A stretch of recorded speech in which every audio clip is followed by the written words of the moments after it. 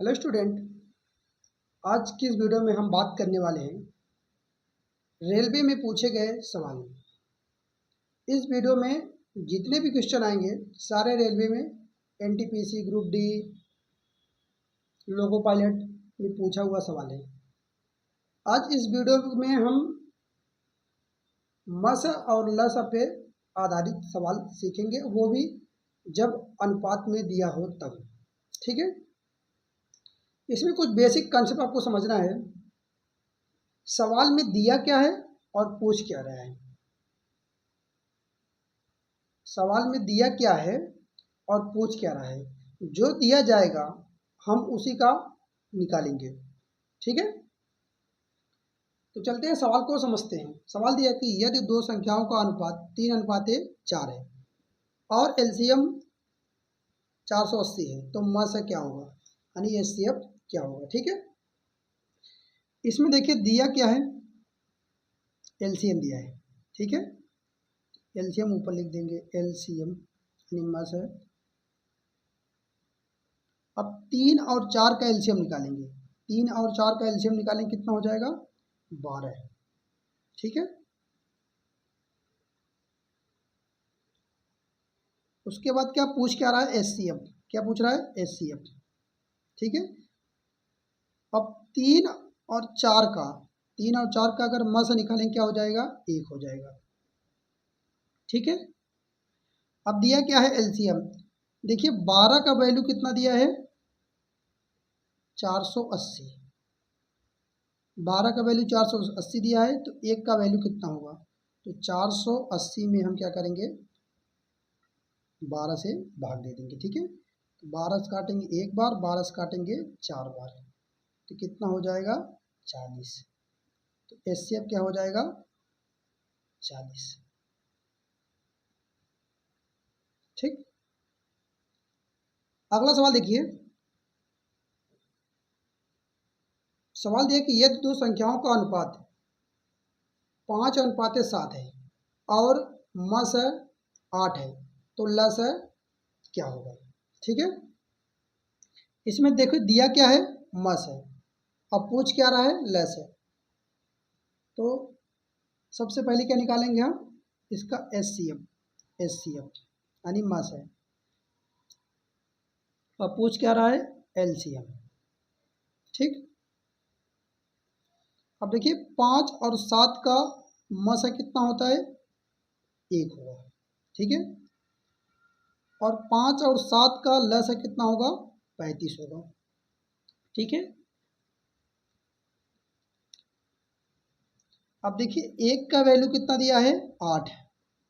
1 का वैल्यू कितना दिया है, 8। तो 35 का वैल्यू क्या हो जाएगा, 35 का वैल्यू आपसे पूछ रहा है, तो 8 गुना क्या हो जाएगा, 35।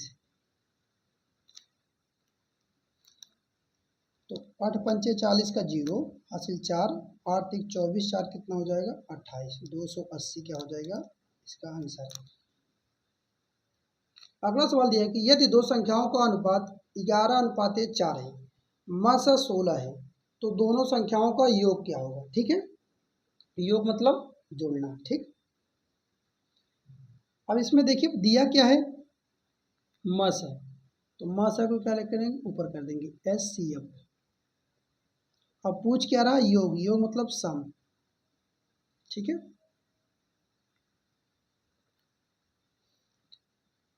11 और 4 का मस है कितना होगा, 1 होगा।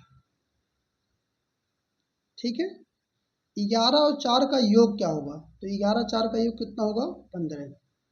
ठीक, 11 4 का योग कितना हो गया, 15।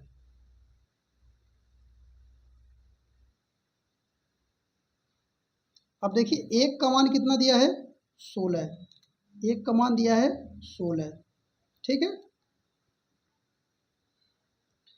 अब मुझसे पूछा क्या है आपसे, 15 का मान क्या होगा, क्या कर देंगे, 15 इंटू 16। ठीक है,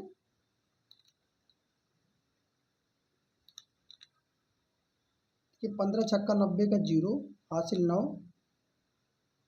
15 1 9 15, अब 15 9 कितना होता है, 24। तो 240 इसका क्या हो जाएगा आंसर। अगला सवाल देखिए, दिया है कि यदि दो संख्याओं का अनुपात 2:3 है, उनका लस 120 है, तो छोटी संख्या का मान क्या होगा। ठीक है, अब देखिए इसमें दिया क्या है, लस है, अब पूछ क्या रहा छोटी संख्या, तो एलसीएम निकालेंगे। 2 और 3 का एलसीएम कितना होता है 6, और हमसे पूछ क्या रहा है छोटी संख्या।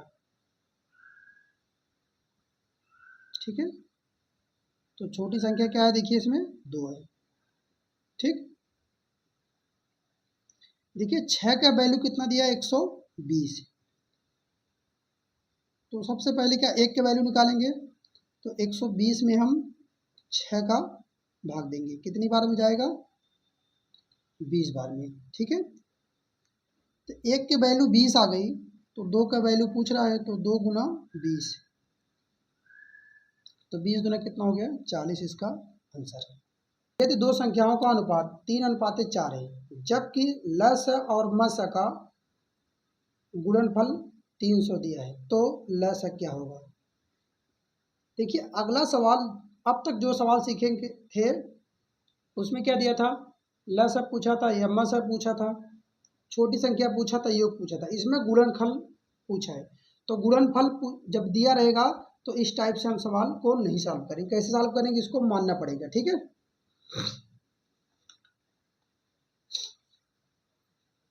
मान लेते हैं कि देखिए दो संख्या दिया है ए और बी, उसका अनुपात क्या है 3:4 है। HCF इंटू LCM बराबर कितना दिया है 300। ठीक है, तो हमसे पूछा क्या है, LCM पूछा है। क्या पूछा है, LCM क्या होगा। ठीक है, तो इसमें जो दिया रहेगा उसको हम मानेंगे। ठीक है, माना पहली संख्या जो हो जाएगी वो 3x हो जाएगा, और दूसरी संख्या जो हो जाएगा वो आपका हो जाएगा 4x। ठीक है, अब देखिए 3x इंटू 4x बराबर कितना दिया है 300। ठीक है,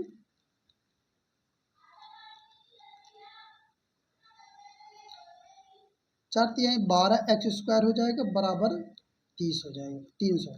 ठीक है, 12 से काटेंगे तो 12 तिहाई 12 दूनी 24, 6 बचा, 12 पंचे 60। इसको आप यहाँ बता देते हैं। ठीक है,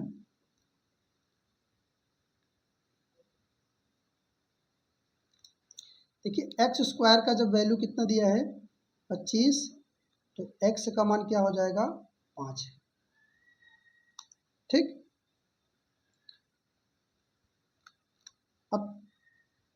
अब हमसे पूछा क्या था LCM। ठीक है, तो 3 और 4 का LCM निकालेंगे, कितना हो जाएगा 12। ठीक है, तो 12x हो जाएगा। अब 12 गुना x का मान कितना है 5, तो 12 पंचे क्या हो जाएगा 60, इसका आंसर। ठीक है,